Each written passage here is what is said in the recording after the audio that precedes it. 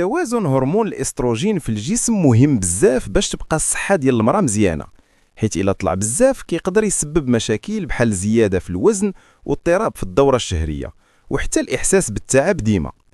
الكبدة عنده دور كبير في هذه العملية، حيت هو اللي كيساهم في تنقية الاستروجين وتحويله الحوالج اللي يقدر الجسم يخرجهم بسهولة. ولكن إلا كان الوزن زايد ولا كاين دهون على الكبدة كتولي هذه الخدمة ضعيفة وكيوقع الخلل.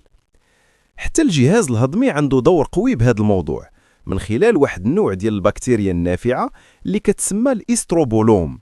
هاد البكتيريا كتعاون يا إما في إعادة امتصاص الاستروجين ولا التخلص منه، وأي خلل فيها كيأثر على التوازن ديالو.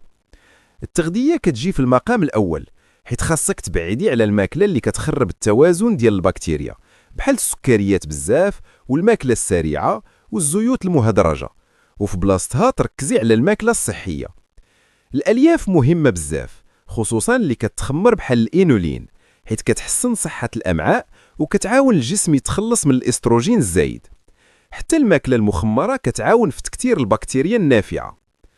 الخضرة حتى هي عندها دور كبير، خصوصا الخضرة الصليبية بحال البروكولي والملفوف، حيت فيهم مواد طبيعية كتعاون الكبد يخدم مزيان ويكسر الاستروجين الزايد.